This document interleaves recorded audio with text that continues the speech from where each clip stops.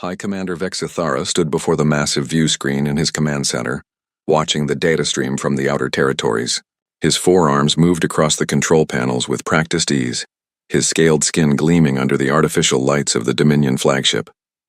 For 300 years he had served the Zephyrian Empire, crushing rebellions and conquering new worlds. Today brought news of another primitive species stumbling into their space. The intelligence officer, a younger Zephyrian with bright green markings, approached with a data pad. "Commander, we have completed our analysis of the new species. They call themselves humans." Vexithara took the pad and studied the information. The creatures were small, barely reaching his shoulder height. They had only 2 arms, soft pink skin, and tiny teeth. Their lifespan was pathetically short at only 80 years. Most amusing of all, they had no natural weapons. No claws, no venom, no thick armor plating. "Fascinating," Vexithara said, his voice carrying the deep rumble typical of his species. "What about their technology?" "Primitive, sir. They still use chemical rockets for space travel. Their weapons are basic projectile launchers and explosive devices. Nothing that could threaten even our oldest ships." The officer pointed to various charts and graphs. "They only achieved interstellar flight 50 years ago. Most of their energy still comes from burning fossil fuels." Vexithara nodded, satisfied. The Dominion had faced thousands of species over the millennia. None had ever posed a real challenge once the Empire decided to act. These humans would be no different. "What about their society?" he asked, scrolling through more data. "Chaotic, sir. They fight constantly among themselves. Our xenobiologists count over 14,000 wars in their recorded history. They can't even agree on simple things like government systems or economic models. Half their planet follows one set of beliefs while the other half follows completely different ones." The commander's mandibles clicked in amusement. A species that couldn't stop fighting itself would never stand against the organized might of the Dominion. "Military capabilities?" "Limited, sir. They have small armies scattered across their worlds. No unified command structure. Their largest military force has only a few million soldiers. Compare that to our billion-strong legions, and they're barely worth counting." Vexithara set down the datapad and walked to the massive star map dominating one wall of the command center. The Zephyrian Dominion controlled 400 star systems, marked in bright red across the galaxy. Dozens of conquered species served the Empire, their worlds providing resources and labor. The humans occupied a tiny yellow dot near the galaxy's edge. "The Sol system."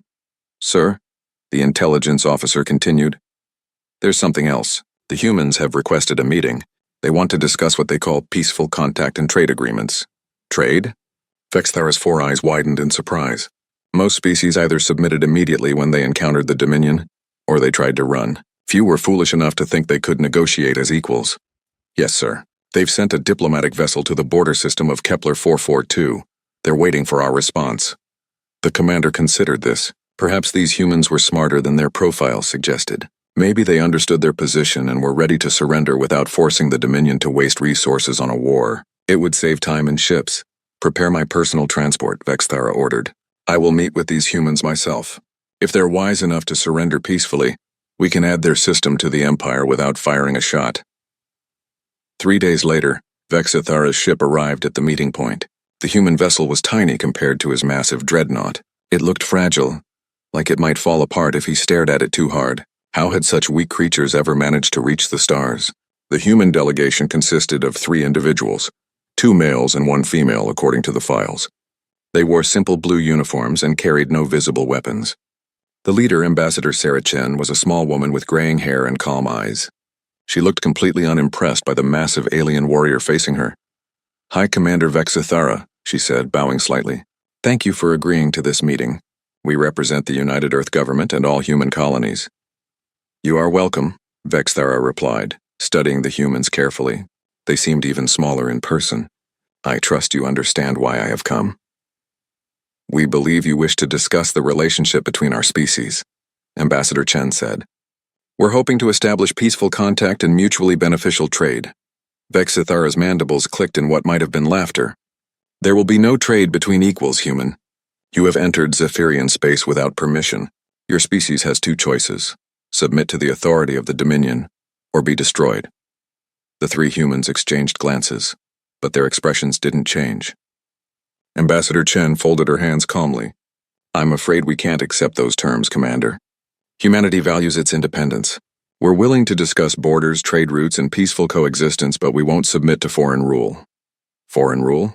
Vexithara stood to his full height, towering over the humans. You dare speak to me of independence? Your entire species could fit in a single Dominion city. You have no weapons that could scratch our ships, no armies that could stand against our legions. What makes you think you have a choice in this matter? Because it's the right thing to do, the ambassador replied simply. We didn't come here looking for a fight, Commander. But we also won't bow down just because you're bigger than us. The commander studied the human woman.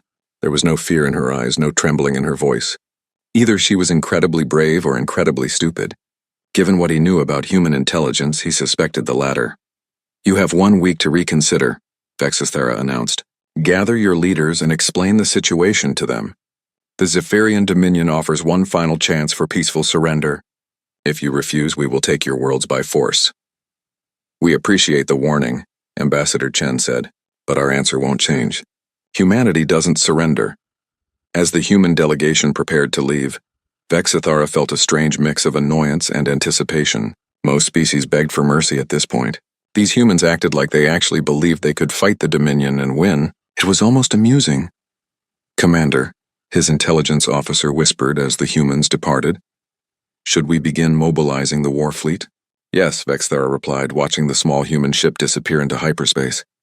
But only a light force. 300 ships should be more than enough to handle this quickly. We don't want to waste resources on such a minor threat. The officer nodded and began issuing orders. Within hours, Dominion ships across the sector started moving toward human space. It would take them 2 weeks to reach the outer human colonies, more than enough time for the humans to reconsider their foolish decision. But Vexithara suspected they wouldn't.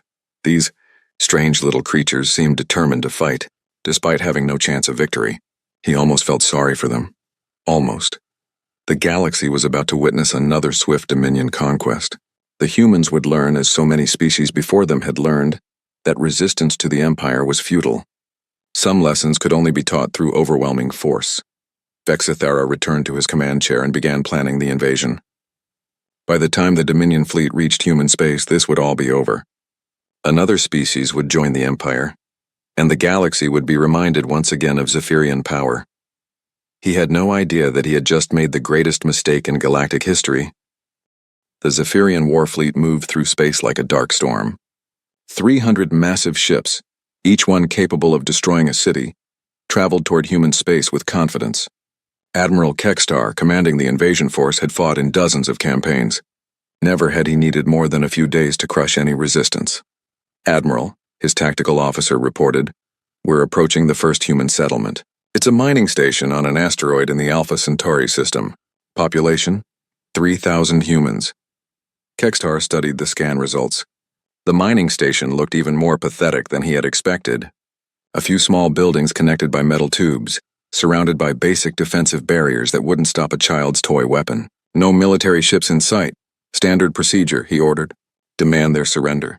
When they comply, we'll take the station intact and move to the next target. The communication channel opened and a human face appeared on the screen. It was a middle-aged man with dirt on his face and tired eyes. This is Station Chief Morrison. Can I help you? This is Admiral Kekstar of the Zephyrian Dominion, the Admiral announced, his forearms spread wide to show his authority. You are now under our control. Surrender immediately and you will not be harmed. Morrison looked confused. Surrender? I'm sorry, but I don't understand. This is a civilian mining operation. We're not part of any military. That is no longer relevant, Kekstar replied. Your species refused our terms. You have 30 seconds to surrender or we will destroy your station. The human was quiet for a moment. Then he said something that surprised the Admiral. Well, I guess we better get to work then. The communication cut out. Kekstar stared at the empty screen, confused. Get to work? What did that mean? Sir, his sensor operator called out, the humans are moving. But they're not evacuating. They're heading toward us. On the tactical display, Kekstar watched in amazement as the tiny human mining ships began leaving the asteroid. These weren't warships. They were industrial vehicles designed for moving rocks and ore. Yet they were flying directly toward his massive fleet. What are they doing? Kekstar muttered. His question was answered when the first mining ship loaded with explosives slammed into one of his destroyers. The explosion tore through the ship's hull, killing dozens of Zephyrian soldiers. Before he could react, 2 more mining vehicles crashed into his fleet, their human pilots making no attempt to escape. "Return fire," Kekstar shouted. "Destroy them all." The Dominion ships opened up with their massive weapons. The human mining craft stood no chance against military-grade firepower. One by one, they were blown apart, their crews dying in space. But they kept coming, and each one took Zephyrian soldiers with them.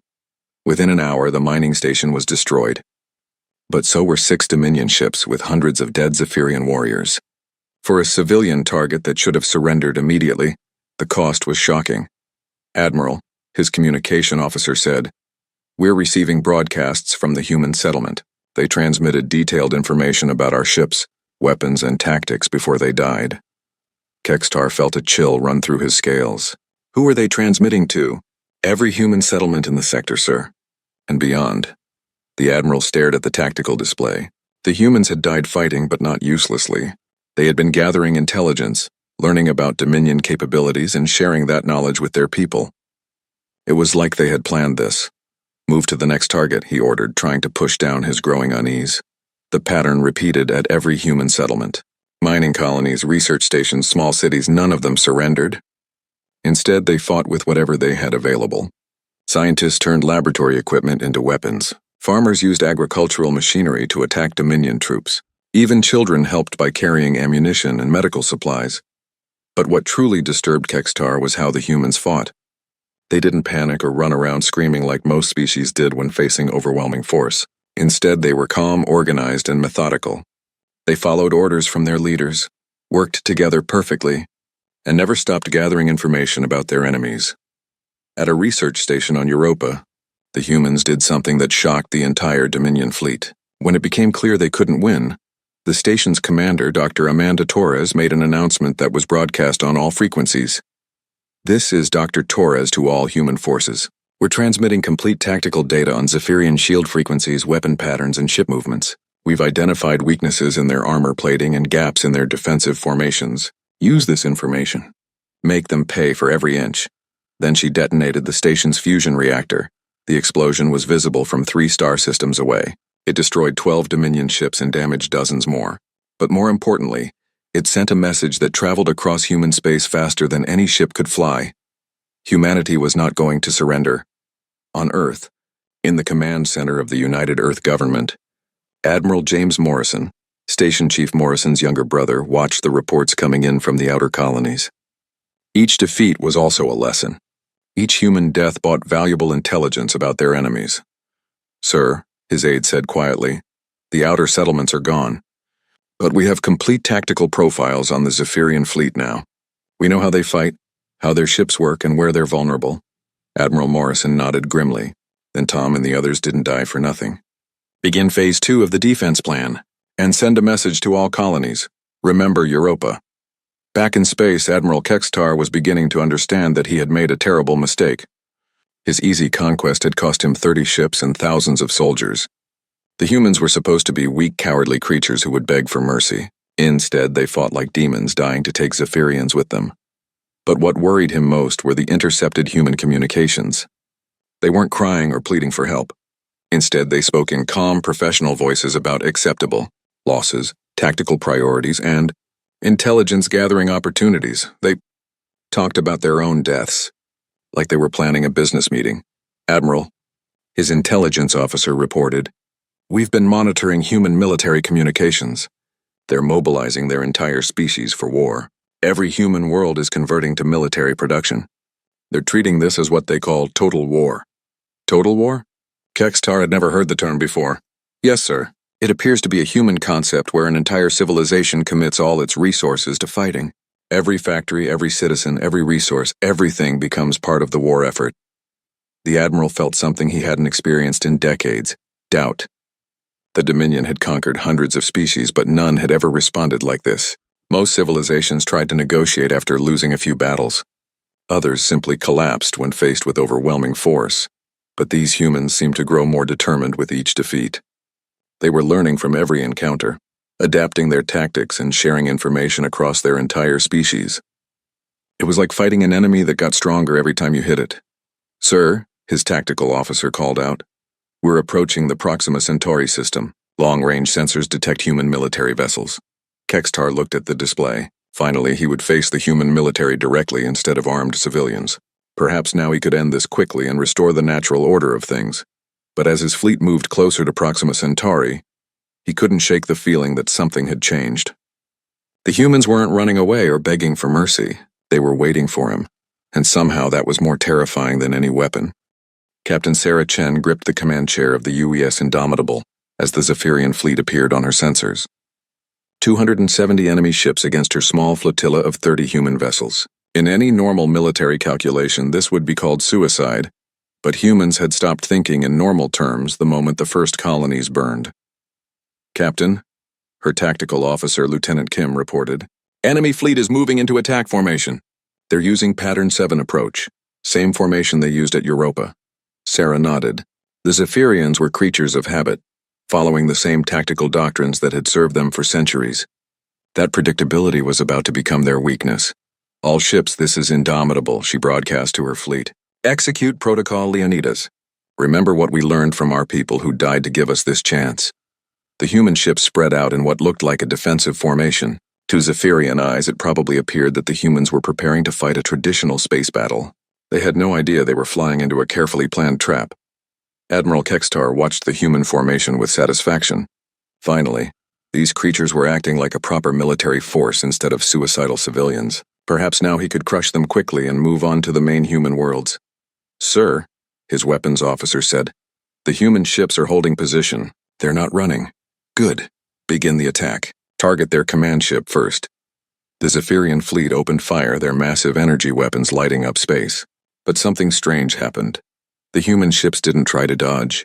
Instead, they absorbed the hits while continuing to close distance. "Their shields are failing," the weapons officer reported. "But they're still advancing." Sarah felt her ship shake as another energy blast struck their hull. Sparks flew from damaged control panels and she could smell smoke in the air. The Indomitable was dying around her, but she held course. "Captain," Kim called out, "we're at optimal range. All ships, execute now." What happened next changed space warfare forever. The human ships didn't fire their weapons. Instead, they did something the Zephyrians had never seen before. They used their ships as guided missiles. But not the crude ramming attacks from the mining colonies. This was precise, calculated, and devastating. Captain Chen had studied every piece of data from the destroyed colonies.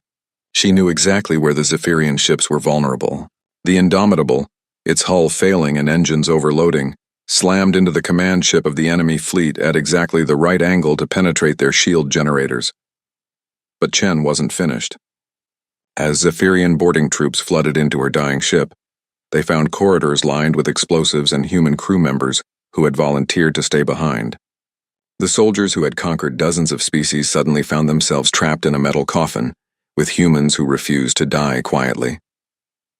Lieutenant Martinez, wounded and bleeding, activated the charges that turned the Indomitable into a giant fragmentation bomb inside the enemy ship. His last words, broadcast to the entire human fleet, were, "Data package transmitted. Good hunting."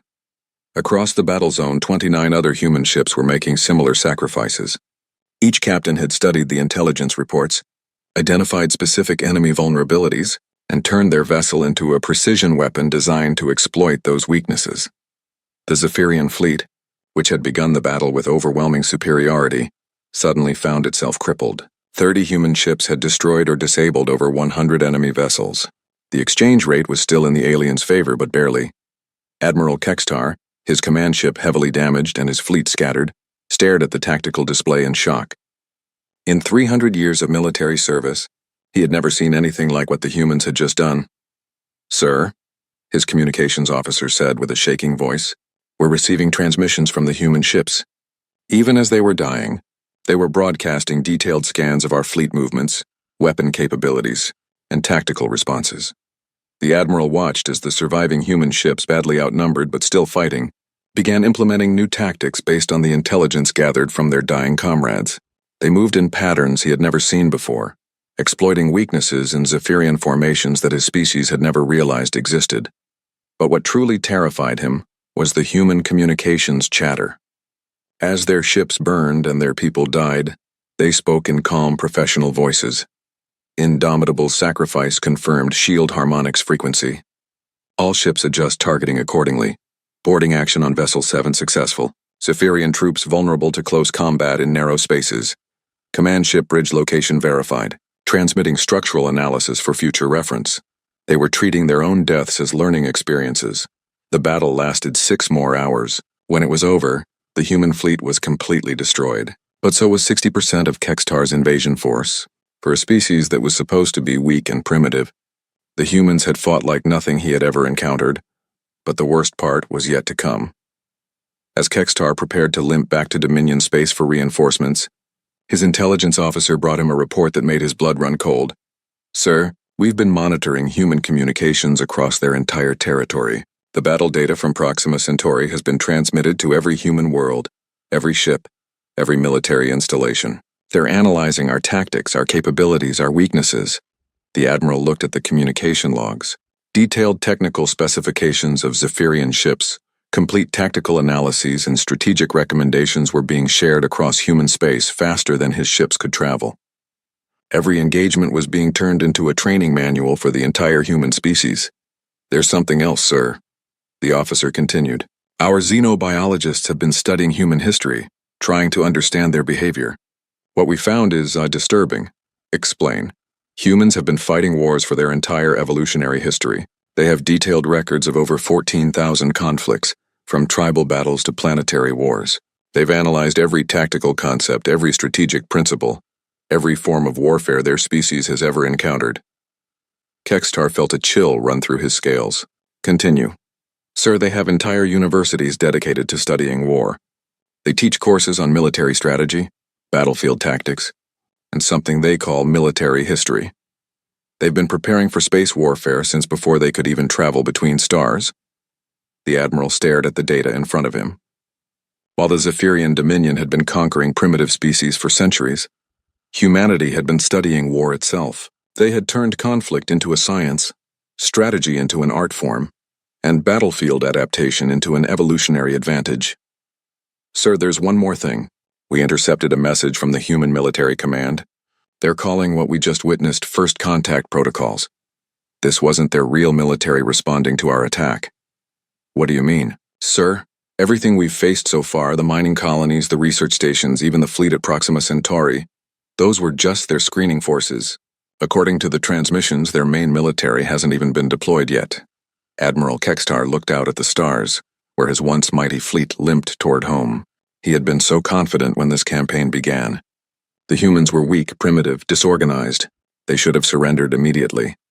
Instead, he had discovered something that would haunt his dreams. Humanity's greatest weakness was also their greatest strength. They fought among themselves constantly, which meant they had turned warfare into an evolutionary advantage. Every human was born into a species that had been perfecting the art of war for millions of years.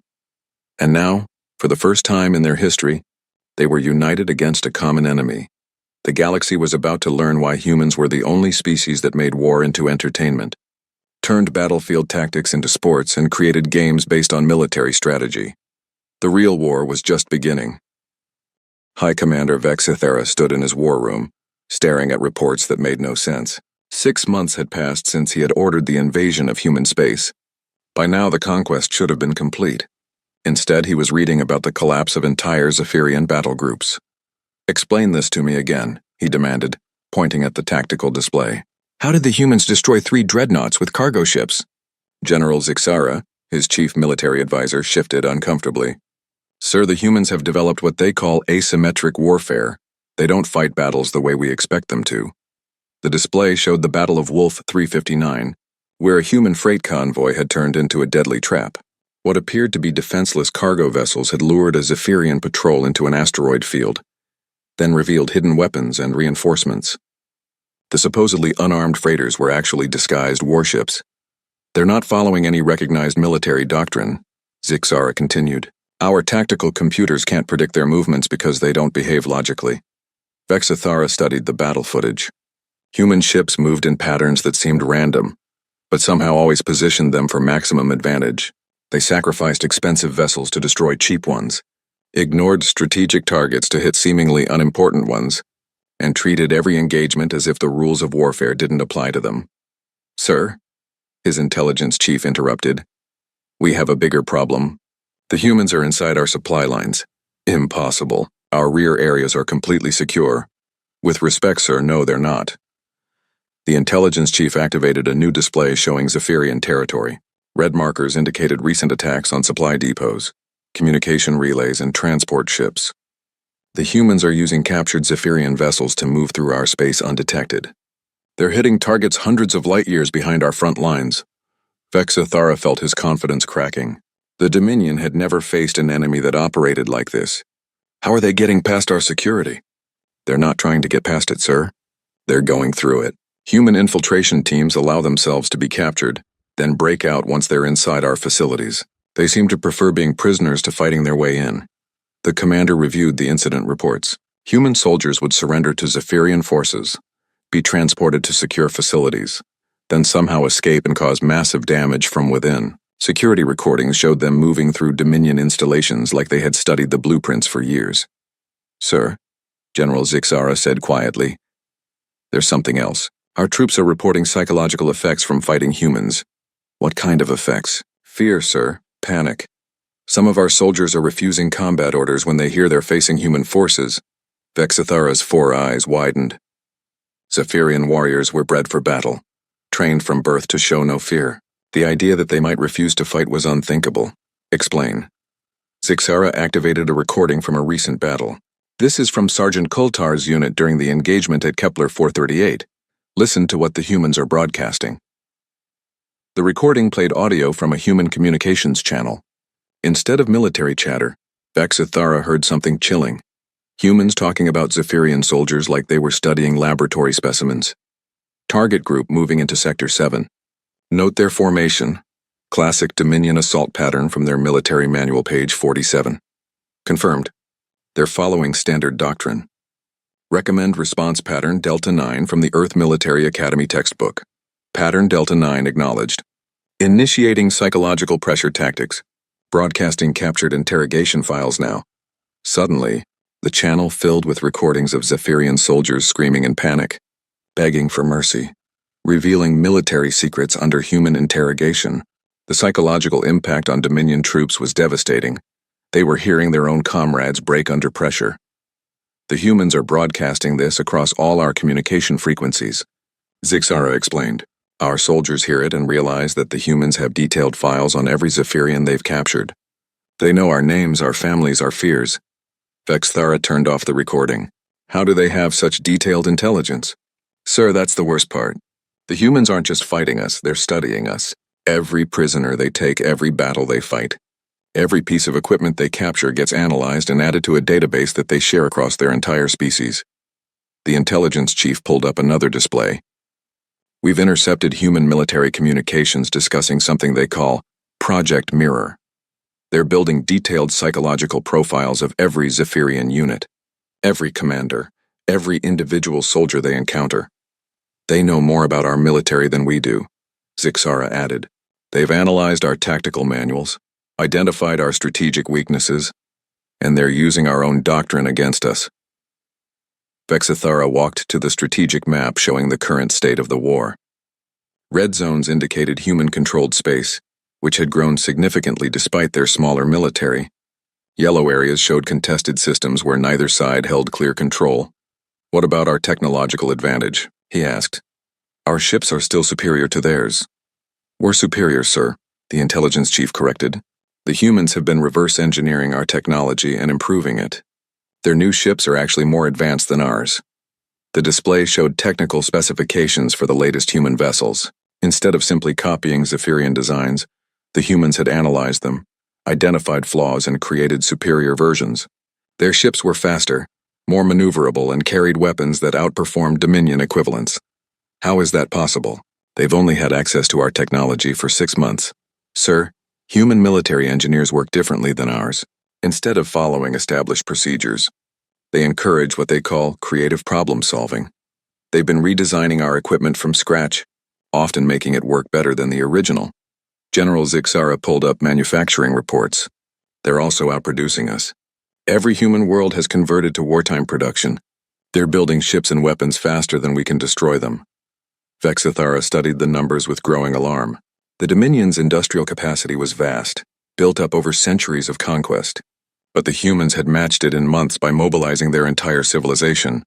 "Sir," his aide announced, "we have an urgent report from the front lines. Admiral Kexter is requesting immediate evacuation from the Vega system." Evacuation? That's a core Dominion world. The communication screen showed Admiral Kextar's battered face. Behind him, alarms were blaring and smoke filled the air. "Commander, the humans have broken through our defensive lines. They're not trying to capture our planets. They're systematically destroying our military infrastructure." "Hold your position, Admiral. Reinforcements are coming." "Sir, you don't understand. They're not fighting to control territory. They're fighting to eliminate our ability to make war. They've targeted every shipyard, every weapons factory, every training facility in the system. They're trying to cripple our military capacity permanently." The transmission cut to static as Kextar's ship came under attack. Vexthara stared at the empty screen, finally beginning to understand what they were facing. The humans weren't trying to conquer the Zephyrian Dominion. They were trying to destroy it as a military power. They had turned war itself into a weapon, using the Dominion's own aggressive nature against them. "Sir," his intelligence chief said quietly, "there's one more thing. We've been monitoring human entertainment broadcasts." "Entertainment?" "Yes, sir. They're making movies, writing books, and creating games about the war. But not propaganda pieces. Detailed tactical analyses disguised as entertainment. They're teaching their entire population military strategy through their media." Vexithera sat down heavily. The humans had weaponized everything: their industry, their culture, even their entertainment. They had turned their entire species into a military academy. For the first time in his long career, the High Commander felt something he had never experienced before: the possibility of defeat. The humans hadn't just declared war on the Zephyrian Dominion. They had declared war on the very concept of military superiority through overwhelming force. And they were winning. 1 year after the war began, High Commander Vexithera sat alone in his bunker deep beneath the Zephyrian homeworld. The proud capital city above him lay in ruins, not from human bombardment, but from rioting by the Dominion's own conquered species. The rebellion had started 3 months ago when human broadcasts began teaching insurgency tactics to oppressed populations across the galaxy. His communication system crackled to life with reports from across the Empire. The news was always the same now: defeat, retreat, collapse. "Sir, this is General Molkar from the Rigel sector. Human forces have captured our main shipyard. They're not destroying it. They're converting it to produce their own vessels." "Commander Vexithera, this is Admiral Hickstal. The humans have offered surrender terms to my entire fleet. Half my captains are accepting. Sir, the Altair system has declared independence. They're using human military advisors to train their defense forces." Vexthara turned off the communications. He had heard enough. The Zephyrian Dominion, which had ruled the galaxy for over 1,000 years, was crumbling. And it was all because he had underestimated a species from a small yellow star. A soft chime indicated an incoming priority message. The screen showed Ambassador Elena Vasquez, the same human diplomat who had refused his ultimatum a year ago. She looked older now, with new scars on her face and weariness in her eyes. But her voice was as calm as ever. "High Commander Vexithara, this is Ambassador Vasquez speaking for the United Human Government. We're offering you one final chance to end this war." Vexithara almost laughed. "You're offering me terms? Your species should be extinct by now." "But we're not," she replied simply. "Instead, your empire is falling apart. Your military is defeated. Your conquered species are rebelling, and your own people are questioning whether this war was worth fighting." The commander looked at his tactical displays. She was right. The red zones showing Dominion control had shrunk to barely 50 systems. Human-controlled space now covered twice that area, and it was growing every day. "What are your terms?" he asked. "Unconditional surrender. All Zephyrian military forces will lay down their weapons. Your government will be dissolved and replaced with a democratic system. Your conquered species will be granted immediate independence, and you will submit to war crimes tribunals for the atrocities committed during your conquests." "And if I refuse?" Ambassador Vasquez was quiet for a moment. "Then we continue fighting until you're all dead. But we'd prefer not to do that." Vexithera studied the human woman's face. There was no anger there, no hatred, just tired determination. "Why, my species attacked yours without provocation. We tried to enslave you. Why offer mercy?" "Because that's what civilized people do," she replied. "We don't fight because we enjoy it. We fight because sometimes it's necessary to protect innocent people from bullies." The word bullies hit Vexthera like a physical blow. That's what the Zephyrian Dominion had become. Galactic bullies who picked on weaker species. And humanity had taught the galaxy how to fight back. You have 24 hours to decide, Ambassador Vasquez continued. After that, we begin the final assault on your homeworld. The transmission ended, leaving Vexthera alone with his thoughts. He accessed the military databases, reviewing the war's progression. What he saw was a masterpiece of strategic planning that had taken his breath away. The humans hadn't just fought the Dominion, they had systematically dismantled it. They had identified every weakness in Zephyrian society and exploited them perfectly. They had turned the Empire's conquered species against their masters, corrupted the loyalty of Dominion troops, and destroyed the very foundations of Zephyrian power. But most impressively, they had done it all while maintaining the moral high ground. Human forces followed strict rules of engagement, treated prisoners well, and provided aid to civilians caught in combat zones. They fought like demons in battle, but acted like saints afterward. A soft knock interrupted his thoughts. His aide entered, carrying the latest intelligence reports. Sir, we've received an analysis of human military doctrine from our xenobiologists. They've finally figured out why the humans fight so effectively. Tell me. Sir, it's not that humans are naturally more aggressive than other species. It's that they've turned warfare into an evolutionary advantage. Every human child grows up learning about military history, strategic thinking, and tactical problem solving. The aide handed him a datapad showing human educational systems. They teach something called critical thinking from an early age. They encourage questioning authority, creative problem solving, and adaptive behavior. Every human is essentially trained to be a potential military strategist. Vexthera read through the files with growing amazement. Human children played games that taught them tactical thinking. Their entertainment media was filled with stories about military heroes and strategic victories. Their sports were often based on territorial control and coordinated team movements. They've been preparing for war their entire evolutionary history, the aide continued, not because they're violent, but because they've learned that sometimes good people have to fight to protect others. The commander set down the datapad. What about their technology? Sir, that's the most impressive part. They don't just copy existing designs, they improve everything they touch. They've taken our weapons and made them more efficient. They've studied our ships and built better ones. They've analyzed our tactics and developed countermeasures. But how? Sir, humans have something most species lack. They actively seek out problems to solve. They call it innovation. While other species follow established procedures, humans constantly look for ways to do things better. Vexthera walked to his window, looking out at the ruins of his capital city. In the distance, he could see human ships in orbit, not bombarding the planet but broadcasting surrender terms and offers of humanitarian aid. Sir, his aide said quietly, there's something else. We've been monitoring human discussions about post-war reconstruction. They're already planning to help rebuild what they've destroyed. What do you mean? They're discussing economic aid packages, educational programs, and technological assistance for former Dominion worlds. They want to help us become better than we were. The commander laughed bitterly. They defeat us, then offer to help us recover? What kind of strategy is that? It's not strategy, sir. It's who they are. The humans fight when they have to, but they prefer to build rather than destroy. They see war as a necessary evil, not a way of life. Vexthera thought about his conversation with Ambassador Vasquez. She had looked tired, not triumphant. The humans had won the greatest military victory in galactic history, but they took no joy in it. A communication alert sounded. The screen showed Admiral Sarah Chen, the same human officer who had sacrificed her ship at Proxima Centauri. Somehow she had survived and been promoted to lead the human fleet. Hi, Commander, she said formally.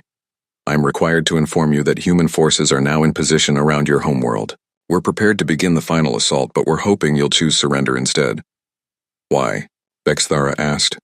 You've already won. Why give me a choice? Admiral Chen was quiet for a moment. Because we're not like you. We don't enjoy causing unnecessary death and suffering. If you surrender now, we can end this without more bloodshed. And if I don't, then we'll do what we have to do. But we'll take no pleasure in it. Vexthera looked at the human admiral's face. There was no cruelty there, no desire for revenge. Just sad determination to finish a job that should never have been necessary. I surrender, he said simply. The relief on Admiral Chen's face was immediate and genuine. Thank you, Commander. You're making the right choice. Within hours, Zephyrian forces across the galaxy were laying down their weapons. The great dominion that had terrorized the galaxy for a millennium ended not with a final battle, but with a tired old soldier choosing peace over pointless death. As Vexithera was led away to face trial for his crimes, he reflected on the lessons humanity had taught the galaxy. They had shown that true strength came not from the ability to conquer others, but from the wisdom to know when to fight and when to show mercy. The humans had declared themselves the galaxy's protectors, not its rulers. And somehow, that made them more dangerous than any conqueror could ever be. They had become the one thing the galaxy had never seen before: warriors who fought for peace.